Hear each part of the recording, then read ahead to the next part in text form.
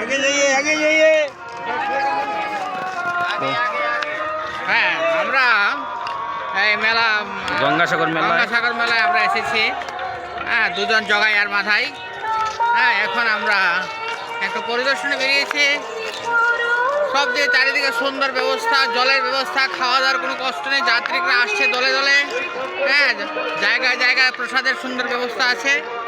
হ্যাঁ, সবাই সানন্দে প্রসাদ গ্রহণ করছেন এবং আমরাও সেই তালে তালে হাঁটছি এটা ওদের সাথে পায়ে পা মিলিয়ে, এবং আমরা আনন্দ উপভোগ করছি। আজকের ফুরফুরে দিন, শীতের দিন, হ্যাঁ, আমেজ ভরা দিন। হ্যাঁ, ঠান্ডা হিমেল হাওয়া, সাগরের হাওয়া, সেই হাওয়ার মাঝে আমরা নিজেদেরকে আনন্দের ধারায় আমরা ভাসিয়ে দিচ্ছি এবং চারিদিকে শুধু রবীন্দ্রসঙ্গীত বাজছে। সঙ্গীত একটা সঙ্গীতের সুর মূর্ছনায় আমরা সকলেই আনন্দে উদ্বেলিত।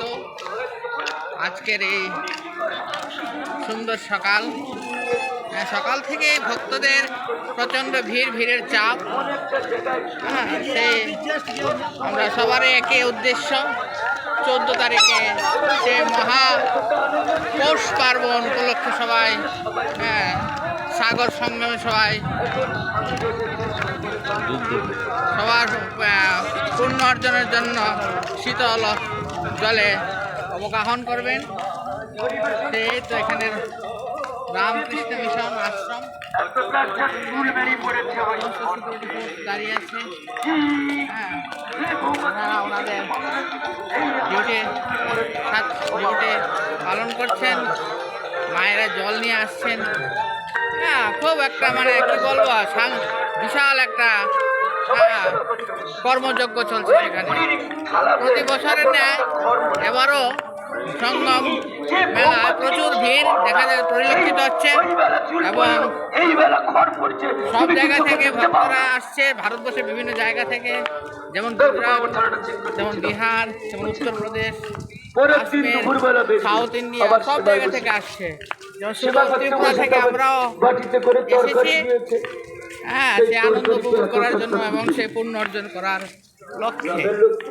সুতরাং সব দিক দিয়ে মিলিয়ে আমরা আনন্দে আছি। আর আমার কিছু বলার নেই, এখানে এসে লেখাপথা